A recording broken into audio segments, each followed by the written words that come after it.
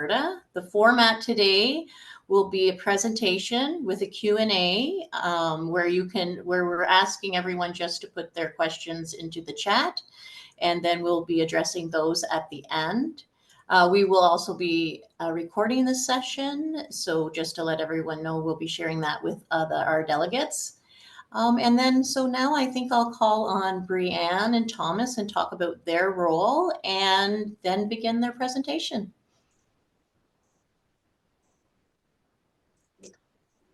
Well, I can jump into it. Good afternoon, everyone. My name is Brianne Smith. I'm a born and raised Albertan. I have family and friends across the province, and I call Calgary home. So I'm looking forward to sharing some of the best practices when hosting investors. I joined Invest Alberta just over a year and a half ago, and I have a unique role that emphasizes the importance that small details matter, first impressions last, and unique experiences create lasting memories. So within my role as the investor experience specialist, I support our Alberta-based and our international investment attraction members to welcome investors into the province. So I take on more of the planning, logistics, the finer details to ensure that the business development team remains the main point of contact with the investor during their investor journey, during the visit, and then to see through the opportunity at hand. Coming out of the Thanksgiving weekend here, I would compare the preparation to hosting investors and site selectors to hosting people over for dinner or a dinner party. I hope you all had a great Thanksgiving. You may have one person who takes on the guest list, cooks the turkey, and leads in toasting the group, which would be the business development lead in my case, while the other ensures the table is set, the music is on, and welcomes everyone with a drink, which would be myself. So I hope that helps paint the picture, and I'll throw it over to Thomas. Perfect. Thanks, Bree.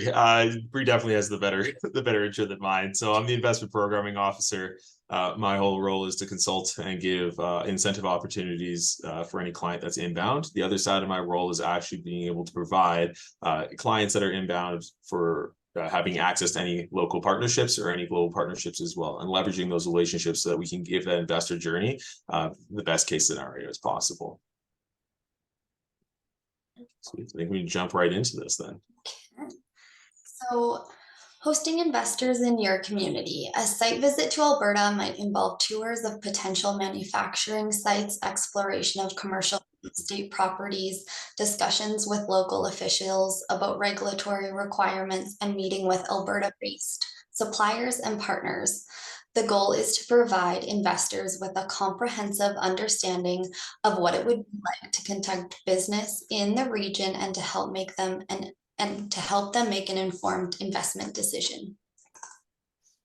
Sweet. And then when it comes to site selector visits, just like any other investor visit, they want to have that red carpet experience, but these guys are a little bit different of a crowd. So we have to keep in mind that this is a very important group of people. Majority of corporate location decisions are going to be made through site selectors. A good example is actually in the Site Selectors Guild, about 85% of corporate executives do utilize site selection consultants when making decisions on where to expand their business. So keeping that in mind and top of mind throughout the rest of this presentation will also kind of give you more of the gravity for those folks. But in general, investors and site selectors are an incredibly important crowd. I'll hand it back to Bree. Good to continue. Oh yeah. Okay. Ensuring a productive and meaningful visit. So like Thomas mentioned, whether it be investors or site selectors, whenever you're welcoming guests to your community, there's a foundation that can set you up for success. I want to start by saying it's important to highlight elements that we may take for granted at times, just to ensure that we keep them top of mind, and it never hurts to have a bit of a refresher. So planning visits is exciting, time-consuming, and always changing with intricate details. Like a puzzle, some start with the edges and get a sense of the big picture. Here, it is important to step back and identify what legwork can be done and needs to be done before they arrive. What are you showcasing during the visit, and what outcomes or goals do you have your sights on? What do you want your guests to do, say, and think? So identify the anchor of the program. Consider the time frame, time of year, duration of the visit, and what is taking place in the community. Is there a networking event? Is there a conference? Or are the dates being planned convenient for them as it complements other business travel? So in the advanced planning, be aware of cultural differences and customs that may impact the visit. Ensure your guests feel comfortable and respected throughout their stay. If the investor is not fluent in English, provide translation services or interpreters to ensure effective communication. This too will impact the duration of each meeting and your itinerary as a whole. So it's helpful to know that at the start. Research cultural differences and business customs. Asian business culture, for example, places importance on exchanging business cards with both hands, followed by an acknowledgement of the card. Gift giving is also important and a sign of respect. Two, I have offer to provide transportation when appropriate. Back to that kind of big picture elements you want to remember at the start is following the visit, continue to show your commitment to their investment by providing next steps and staying engaged. You want to feel confident when you've highlighted your community's advantages without fear of over-promising and under-delivering. Setting expectations early takes us into our next slide. So Thomas will go more into detail on who to include for site visits, but first I want to emphasize understanding the investor needs to ensure you're putting them in front of those who can help make the opportunity a reality. By creating a program that directly aligns with their objectives and presenting yourself in a way that showcases your knowledge, it will add merit to the confidence they have in you. A member of our executive team always reminds us that people do business with people, and one of our board members complements this by saying, business moves at the speed of trust. So take on a coordinated approach with your partners in planning and in the planning and execution phase. Pick up the phone, create shared folders, and ensure alignment to avoid repetition. Whoever is leading the visit is steering the ship. It's important for those you are asking to be involved to have a clear understanding of what that ask is from yourself. Sometimes these visits happen last minute, so it's also important to give appreciation to those supporting. Give time to thorough research and make the most of the time allotted to your program. Highlight local associations, agencies, and chambers. Highlight business-friendly policies. Incorporate success stories and community champions that align with the business goals of the investor visiting. Is there someone in a similar industry or from the same country that can speak to the ease of doing business in Alberta? Or can they talk about how they overcame a roadblock? Finer details to note or be mindful of would be time change and jet lag. How's the weather? Is there road closures? Having some backup plans in your back pocket, never heard of course. And then two, downtime is that an hour or so before dinner, if they are here for a few days, they can use it as a quick rest to catch up on emails or as flex time within the program. Sweet. So when it does come to making sure that you have everyone at the table for any of these visits, you should always start with the notable employers. So whether that is going to be, let's say, a construction person, if you're going to bring them to a site and they have particular expertise in, say, ESG regulations or have prior work experience, it can be really quite helpful. You want to bring as much value to the table as possible. I think that's one of the biggest key takeaways that you should always have when it comes to stakeholders for site visits. Another big one is going to be post-secondary. So I'll get more into it in an additional slide, but one of the big criteria for site selectors is talent pipeline. You need to bring your post-secondaries and technical institutes to the table. They need to be able to understand that A, is there going to be a program nearby that they can have talent? B, if not, can they build a program with one of those institutions to actually be able to facilitate that talent growth? Because there is a talent shortage right now, and that's not going to change anytime soon. Chamber of Commerce are also really important. the nature that we do business in Alberta is going to be very different than the way that they do in other neighboring jurisdictions. Heck, even within our own province, it changes. So being able to have your local chamber, even if they don't do the same work that your site selection or site selected visit is actually doing or they're representing, it's still really important because that is the culture of your area and or a neighboring area as well. So even if it might not be your jurisdiction, bring in the one that might be nearby, because the philosophy has to be that we are one team and we all have to row together to be able to sail be able to get to the same destination. MLA or MP is another important one. We want to be able to reduce red tape. That's one of the things Alberta is known for. However, one of the things is to always keep in mind is not every MLA or MP is going to be relevant to the situation. So if you have let's say a petrochemical company, do you want to be bringing in the infrastructure guys? Yeah, probably, because they want to be able to move things along. But does it make sense to bring in, I don't know, healthcare? Probably not. So making sure that we're reaching out in a timely manner and giving them preemptive warning works, because they are under a tight schedule, and being respectful of that. Municipal leadership is also very key. One of the biggest things that we can always control is on the local level. Provincial level, not so much. Federal, that's another conversation. However, when it comes to municipal leadership, we need to be able to bring the people who are going to be doing permitting and understand the importance of the situation. Time kills or makes deals possible. So if you're able to push things through faster and understanding what bottlenecks that might be on the local level, it'll make things go by a lot more smoother. Plus, it'll give that connection and understanding that we want this organization in our community. And again, to echo Bree's sentiment mentioned earlier, people are coming to purchase from people. Community matters in these circumstances. And then any other pertinent stakeholders is also helpful. So for example, if you're bringing in another tech company, are they looking at AI? We have fantastic institutes. Go talk to Amy, see if they're interested in joining your conversation. Are they in the quantum city realm? Quantum computing, go to Quantum City at the University of Calgary. There's a lot of fantastic other pertinent stakeholders to bring in, but it is always on a case-by-case basis. I know it's a bit of a reminder, but it's sometimes a refresher is always what we need. So I'll kind of go what the big criteria is when site selectors come in, because it's a little bit different when it comes to the next slide. So this is per the Area Development Magazine. So this is a poll of what companies and executives are looking for when a site selector is in town. And what are they evaluating in terms of importance? So when it comes to that, I've highlighted a few, and I think they're very, very important to know. So number one, labor cost, energy availability, construction costs, corporate tax rate, energy cost, environmental regulation, highway accessibility, proximity to major markets, provincial and local incentives, and tax exemptions are all cost-based topics that are extremely important. However, there's two that are also very important to highlight: quality of life and availability of skilled labor. Again, that labor shortage is not going anywhere soon. So we also need to be able to understand how that impacts stuff.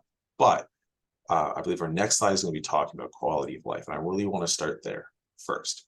So quality of life is really important when discussing for site selection, because cost of living is one of our Alberta advantages. It's also what's driving up costs right now when it comes to being able to facilitate that. So we also need to be able to understand what the growth potential of your community is. So if you have an employer that wants to bring in 2,000 people, it's a lot of housing. It's a lot of places for people to go. However, some communities around our wonderful province don't have that capacity. So this is where working together will achieve that common goal. Because if you are able to bring people into one jurisdiction, you can also feed off of it. Heck, look at Chestermere, look at Cochrane, Okotoks, Sherwood Park, Leduc, Wetaskiwin. They're able to feed off of the ability of Calgary and Edmonton to be polar and magnetizing areas for economic development, but also fill out those areas for living.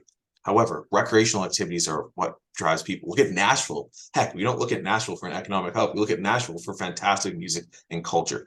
Highlight that stuff. Sports parks, food and local amenities. Know your best food spots. Those are really important to highlight. They want to feel what's the locals eat. They don't want to go to all these corporate places like the Earls, the Cactus Clubs. They can do that on their own time or wherever they go. But the local hits, that's what matters most.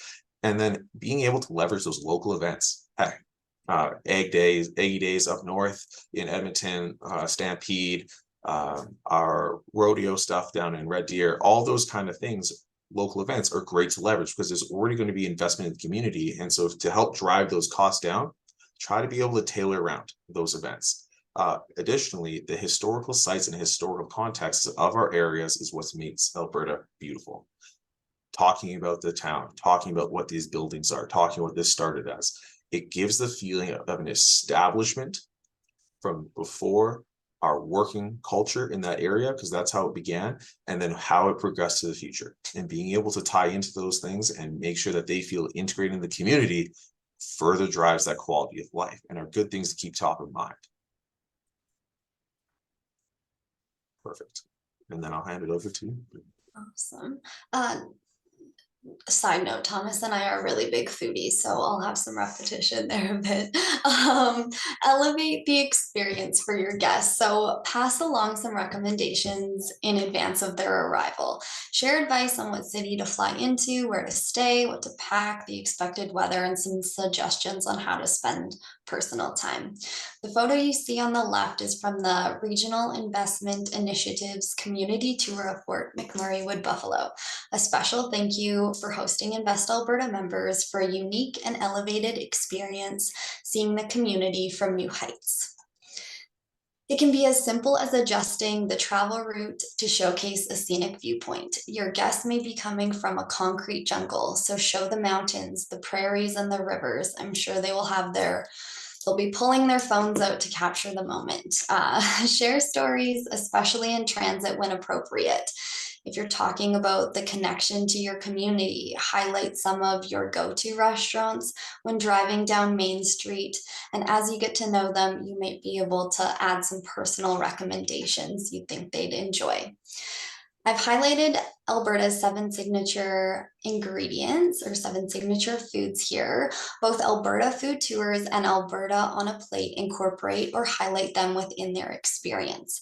Alberta Food Tours organize hosted and self-guided experiences for foodies, a great recommendation to provide, especially if there's some leisure days on either end of their visit, or if you want to incorporate it right into the program itself. Alberta on a Plate is a province-side celebration of the incredibly bountied, grown, and produced across our beautiful province. So while the festival happens in August, you can reference the participating restaurants on their website to visit throughout the year. When it comes to gifting, you can put together a welcome package featuring Alberta-made products and consumables. Include a handwritten card. An example on how to elevate this would be, we once had investors coming who spoke Mandarin. Our colleague did as well, and she wrote their welcome card in Mandarin rather than in English to just add those further ties. It's all about those small details, right? Some items to keep in mind for a formal gift exchange that may take place in a meeting is, do your due diligence, research ahead of time, be mindful of the size, weight, and fragility to transport home. And in some cultures, the wrapping and presentation of the gift is just as important as the gift itself. Moving into a checklist for success. Over time, you can use this as your toolbox. You may already have preferred vendor lists for meeting spaces, transportation, and restaurants. But some things to keep in mind are, when considering the meeting space, whether it be offsite or at your location, if you're not arriving together, is there clear directions? Have you provided those in advance, maybe suggesting where to park and including a Google Maps link? Is the meeting room itself easy to find, or should someone provide directional support at the front door? It's always the Murphy's Law, when it's the day you're running behind is the day that no one can find parking or can find the meeting room itself. So it's always helpful to add that ease. The atmosphere and housekeeping items, check the temperature. Do you have a place for jackets? And point out the restrooms if unclear. Technology, if you're giving a presentation, it's always helpful to have that queued up in advance. And then consider the time of day and duration of the meeting. Offer light snacks and refreshments if it makes sense. I mean, sometimes it's back to that jet-lagged component. If it's a afternoon meeting and there's quite a different time change, it's helpful to have that coffee. When it comes to transportation and site visits, offer to provide transportation, whether it be your personal vehicle or a rental. Make people feel comfortable by offering a clean, spacious ride. A suggestion to encourage full participation conversation is booking a limo for different site visits. It has been used as an easy way to get in and out of the vehicle if you're back and forth often, while also offering a chance for people to sit across from one another to allow for better conversation. I understand, of course, that this may not be the most economical option, but it works well for larger groups. And additionally, I suppose it never hurts to bring water and snacks just in case. Lastly, with business meals, some points to consider would be if you've asked for allergies or dietary restrictions in advance. You'd know the space, so ensure that the atmosphere and the noise level is appropriate for the business conversation. Sometimes private dining rooms or space to the side can help facilitate that. Service standards, of course, and then discussion. I know sometimes when you have a large group of people, if there's different partners and a larger delegation, even if there's some guiding questions or someone to facilitate that discussion, it can add benefits all across. So that is a friendly reminder.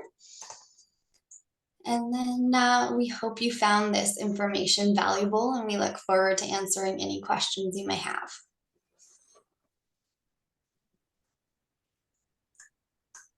Thank you. I think what we'll do is just see if anybody has any questions. You can type them in the chat, but I do have a question getting started.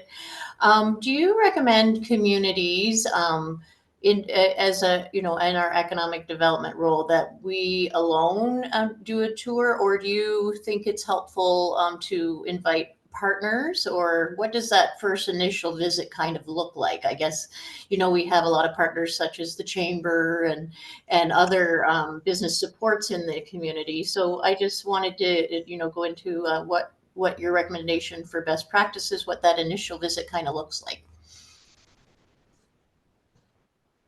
I'll jump in that pretty quick. It kind of depends on a case by case basis.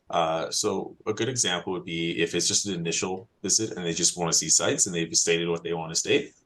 Sure, yeah, keep it simple, stupid, right? However, if there is an initial visit and they want to have this is your one and only shot, those are the circumstances that bringing in your partners or other jurisdictions might be a very helpful scenario. But it also comes down to your client, right? So being able to soft sound it prior to it will also make your life easier. At the end of the day, ask as many questions as possible. If you're not asking questions, the worst it can say is no. But at the same time, most of the time it's yes. So, but again, make sure that we have a streamlined schedule. I think Bree will have some great insights on that as well. Yeah, I see a couple of people have their hands up. Ben, did you want to ask your question? Sure. Thanks. Thanks, Thomas and Bree, for the presentation. Good overview.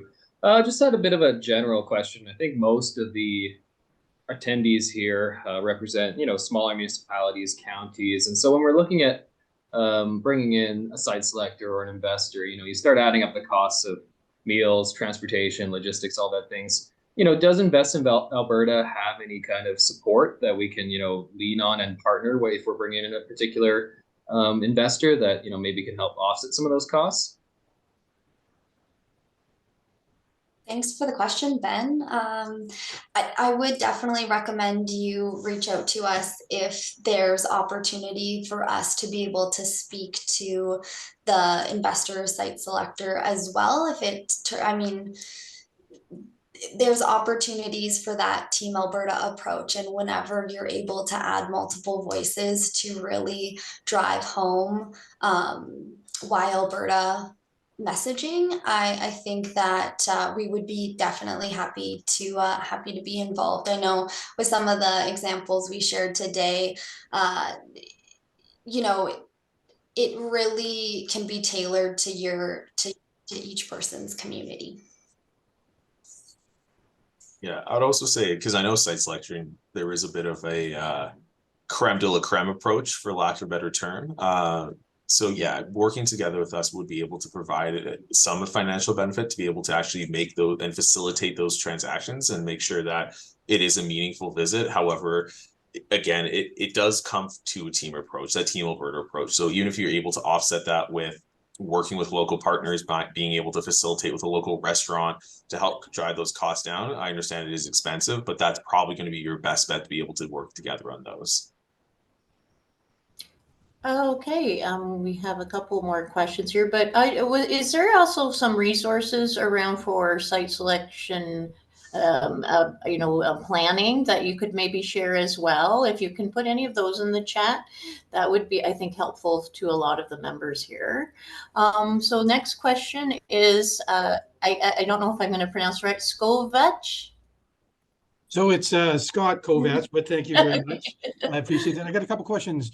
So we have a unique opportunity coming up just under a year from now, where we'll host an event for an education purpose, but it'll allow us to keep the site selectors, 6 to 8 site selectors, behind for a day or two and tour them through our community. And all of this information is very good, and I think it's probably focused on a project-based approach where you've gone through the process and you've been vetted or so forth. This is an opportunity for us to highlight our community. We are building an ambassador team, and I noticed we talked about the Chamber of Commerce and Invest Alberta and those kind of folks. I'm thinking particularly about when we have 6 to 8 site selectors who've probably never been on Canadian soil before. When we have them out there and they see where the rubber meets the road, what's the protocol? What's the expectation of site selectors if we bring industry sector leaders on board? So, for example, in our community, like most of Alberta, we're going to have heavy oil and gas and agriculture. But because we've got some major employers that have got some investments in the hundreds of millions of dollars in our region, is the protocol for us to bring some of those folks on, or some of the industrial landowners? Because I know here in Canada, we do things different than the States, where it seems like for whatever reason, we're providing too much of an advantage when we have closed audiences and people are, the public is thinking that we're not being transparent or we're not playing properly if everybody's not invited on the bus. And that's a difficult situation for us when we've got 24 to 48 hours to run them through 6 or 7 industrial subdivisions, have lunch with them once or twice. What's the protocol there? And then I've got another question after that. No worries. I'll hop on this one. So the protocol for those would definitely be bring them along, but make sure that they're the people who are decision makers first and foremost. So from what we're experiencing and from what we're understanding, especially as we gain more and more insights and get closer with site selectors, it is you first and foremost, make sure that you are, yes, again, decision maker at the top for those businesses, followed by, are those strengths that are not going to only grow and develop, but are they seeing any growth potential in that area? So for example, if those site selectors are going to be in broader industries such as, let's say, EV car markets, we're not a car area. I'm going to be very blunt with that. That's going to be east, unless Rivian or any of the other EV companies that are startups want to move up here. Say la vie, I'd love to see it. But should we start talking about that? No, but we should be talking about some of our strengths. So being able to say, hey, like, if they have questions about, let's say, land usage when it comes to mines and minerals, that's great insights to be able to bring into there and would provide extremely good value for them, right? Because those are all considerations that change over time and also have very pertinent discussions. So we'll have on some of our senior administration and a limited amount of our politicians so that we can script the event and manage that from a communication piece. My concern was, like typically if you're going through a business plan, you want to have an accountant on board with you, you want to have a lawyer on board with you, and we'll have maybe some of those major employers on board. But as far as actual real estate owners, I guess that's where it gets confusing, or utility. So in the United States, the utility companies are actually active in the site selection process, and they're active in the economic development organizational structure, right? That doesn't happen very often here. And I'm kind of looking for maybe even some feedback from the rest of the folks around, you know, in the webinar saying, hey, we've had our utilities people there and our community really was turned off by it. This is the first time we're going to be doing it in our community. And I really want to make sure, like always, that we do it right. And I'm looking for some of those finer details or, you know, do you take the utilities people, you know, with you? Do you take a banker with you? Do you take a realtor with you? And if you take one realtor, then you got to take all of them with you. Like those are some of the kind of finer things. And then my last question was actually the list. I read the magazine on a regular basis, you know, and I see, you know, their rankings and their, you know, there's information that they put out. We're always told that rail was such an important thing. And I look at that list and it says rail is 31. So I think that if we can somehow justify those numbers, our community becomes more, they have a more romantic view of what's looking, you know, as far as their future. We did a study, we've got our top 5 industry sectors. Our site selectors are gonna mirror that. But in our area, which is the MD of Bonnyville, which includes Cold Lake and the town of Bonnyville and some other communities, we haven't had a rail line for 20 years. And so we've always had this sort of thing on our shoulder where, oh, we can't do that. We don't have rail. And so I'm happy to see this statistic. Is that a relatively new development? Yeah, so that's the updated so those are going to be the updates from the latest 2023 from speaking with the former chair. Rail has become, especially for us, it's going to be very important. It also comes down to jurisdiction, right? And also what the other product is. For us, we are an inland port. We don't have a lot of port access, but those aren't normally going to be, those are just going to be the cost of transactions for them. So is that going to be the biggest, how do you say, going to swing the pendulum or push the needle for them? Most likely not. It's all going to be cost related, right? So if you're going to be able to bring down like cost of labor, yeah, that's a good one. Then yeah, that's a good place to start. And on the bright side, if it is from a US perspective, that's an additional X% off due to the conversion rates. I understand that there are some healthcare stuff, but with recent changes in terms of unionization in the United States, it's actually becoming a more favorable spot to look at Canada. And it's one of the things that are increasing quite favorably in our market, especially in Alberta, especially as we go into some of the other taxation things. But overall, the land cost, land access, those points are becoming more and more important. And the changes over time has shown that. Yeah. And I'm gonna let everybody else speak in a second. In our area, we have a unique situation where we have tried to build an awareness of intermodal and north-south travel. Should those people be on the bus with us? Or that information, I mean, it should always be with us, but as a representative, like planes to ports or all of those kinds of things, right? Or ports to planes. Are you seeing those people involved in the site selection visitation process? A bit of a degree. For the most part, again, if they're a decision maker, I'd say yes, you should bring them along. However, it's one of those things that they would already look into probably prior to that, as well as cost it out. And they also may have their own boutique access to other things to keep in mind, right? So they might already have a pre-existing deal with like Kansas City Southern or CP or CR, right? So thank you very much. Mm-hmm. I was just going to ask a question as we go along here too. Do you have for all these questions, and I it's great to have the people. Do you have a contact with Invest Alberta that would be able to the people on this call could connect with to answer questions more? Would it be both of you or?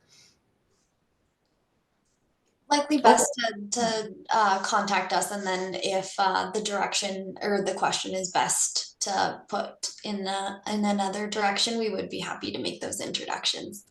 Oh, that's great. I also see Bree has a question. Thanks so much, Thomas and Brianne. We appreciate you taking some time to do this. I just wanted to clarify with you, we've seen past tours, you're doing different tours with companies as well, and you're really catching that mix of what's successful in our Alberta market, but we even have different groups, different areas, things like that. We're hearing you say that. Do you have some of that playbook for us too, of things that we are consistently winning at in market, and knowing, why when companies do choose Alberta, what are those like really key things? You gave us that list. Are those the key reasons that they're choosing us? Are there other things that are really standing out in your book that you can give us a little insight into?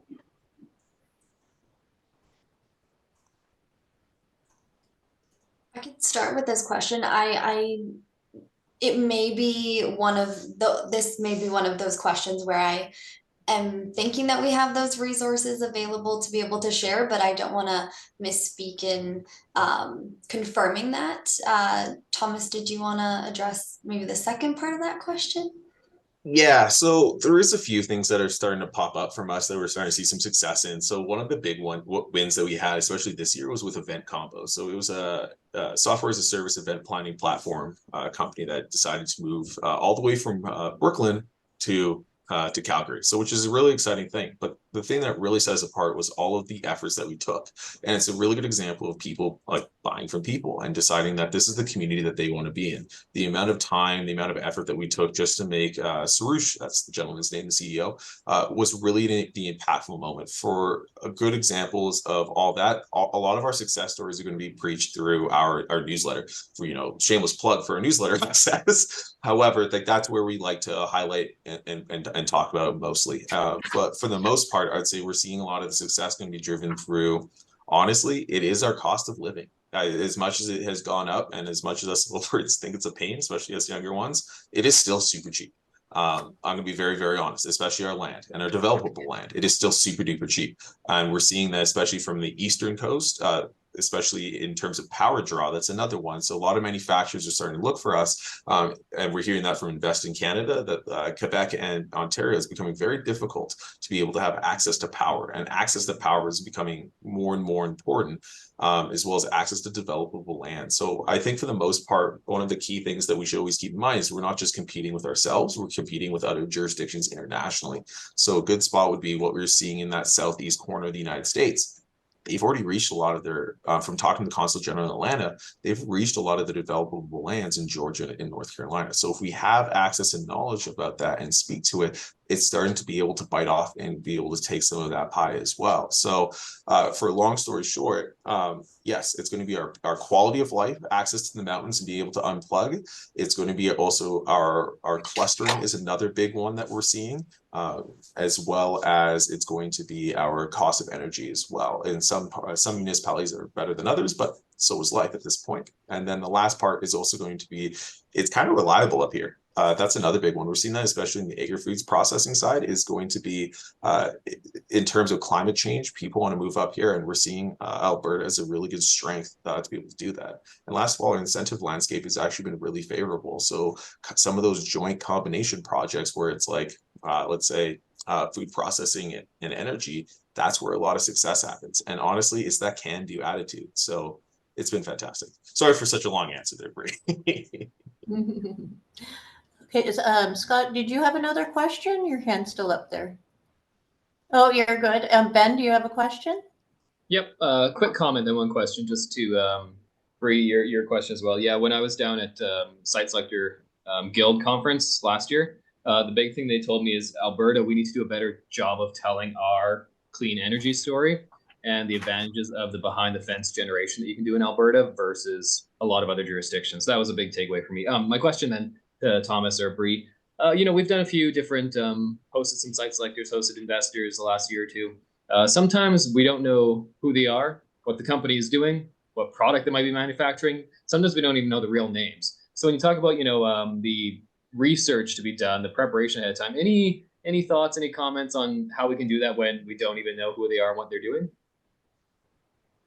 I would say lean into those that you're hearing the opportunity from, whatever small details they can tell you. Plan for that, but also have all of the back pocket and backup plan information. I would also say maybe when you structure your program, have it to be more of a informal or formal kind of a conversation where you can really be able to understand their wants and their needs, tailor the rest of the information that you're then going to provide to what they say. And if it is a multi-day itinerary, then rely on additional support you may have. Hopefully you do in that Team Alberta approach to be able to tweak as necessary with more information that you find out as it comes. I hope that helps. Oh, can I add on that slightly there, Bree? Yeah. So I think another way too is also understanding like where our strengths lie in the process in the province as well. So a good example is knowing like which areas have strengths and which areas have weaknesses, right? So we're and also talking to us about, or even getting us to do some of the research for you. That's an option. You then able to say, hey, we're seeing a boom of, let's say, agri-food processing. I keep bringing it up because it's booming in that southeast region, so of the province. So if we know that, we can start to have a process of elimination. Are we seeing a lot of EV manufacturing? No, again, East Coast. So I think being able to understand what our areas and our jurisdictions are going to be best at, but also saying like why a company would want to come here and seeing the opportunities and just doing the, the old university SWOT analysis actually does provide a lot of insight. And I think basing your ideas around that and how much the time frame is, you can then start to pick apart what they want to do or make decisions from there, and then be able to paint in broad strokes. Plus factoring all the stuff from the site selector stuff, right? So I know it's not the easiest way to do it unless you have the FBI on your hand, but we'll get there. Great information. I guess, is there any more questions? I don't see any more hands up. Give it a minute. Lori, there are questions in the chat. There are a couple of Oh, questions. okay. Yes, there. Oh, here we go. Question. Can export grant could be a resource to communities looking to develop FDI, investment and attraction initiatives, materials, training? Do you want to comment on that, Brianne or Thomas? Yeah, I'll take this one because so that's so can export it can be, especially if you're going to use your community as your Canadian business to go abroad and be able to market it in those ways. It kind of depends on how you work with it. I would also argue if that's the case, I would also start to look at some of your local business programs that are using it and being able to piggyback with them, right? Because if they're going for, let's say, engineering supplies or engineering services abroad, they're also probably looking to get investment, or people will probably talk to them about coming here or doing business here or understanding who they're connected to abroad for in terms of sales. I know it's a little bit of a nosy way of going about it, but at the end of the day, it is a good thing to leverage. It's just it's just another tool in the shed, essentially. But I believe it also is having a funding pause, or it has some funding issues according to some of the TCS folks. So I would definitely double check before we go into that, before going into those markets abroad. But yeah, it can definitely be used without a doubt. It just kind of, you just have to piggyback it with it. Yeah, and sorry, Lori, that comment I put in earlier, just when you'd asked if there were resources for communities that Thomas or Bree could identify. Can Export just closed 2 weeks ago for the last intake, so yeah, it's not open for intake right now.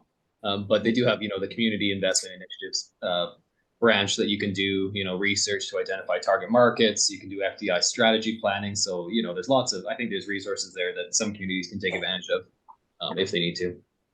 And I also piggyback off that, there's also an Alberta grant of it as well. So there's another version too that you can work with as well from the GOA. So that's great information. I think, even just in my experience, what I've seen is that a lot of us are doing the work of site selections, just may not have a formalized plan in place. And, if what would you recommend be some of the first steps that we, a community that's looking at formalizing a plan? that's a good one. I would say the first one is just kind of, again, understanding your strengths and weaknesses, of course, because if you can't bake, then don't try to bake something, right? It's not a good way to start your first time, right? So being able to understand what your strengths are, but also understanding what potential opportunities there might lie is another big one as well. So I believe that's a really good starting spot. And then from there, I believe you should really start getting into that plan that Bree was talking about of how you want to go about it. And I'll hand that back to Bree because I think she has some really good insights on that. Thank you. Yeah, no, I mean, Thomas, I think what you mentioned right off the gate, just playing to your strengths, identifying what your strengths are, and to kind of not over promising and under delivering in a sense. Like, don't bite off more than you can chew if it's not actually the reality of the situation.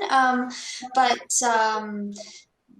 to be able to kind of understand why they're coming, what can be that anchor to the reason of their visit, and to be able to really pull in. I would go back to that Team Alberta approach of gather some heads, create some conversation, and just see where there's overlap, how to then kind of avoid the overlap, make the most use of time, and then also create that. I mean, within my role, I'm all about the investor experience, leaving them with that memorable feeling. So just incorporate something memorable into the experience, and you'll have them kind of continuing to talk about you. So all in positive notes. Yeah, that's great. Thank you so much for being here today. I don't see any more questions in the chat. Okay, I guess we'll leave it at that for today. And I will have your contact information available. And thank you so much. So thank you, everyone. Thank you so much for your time. Thanks for having us. Okay, have a good day, everyone.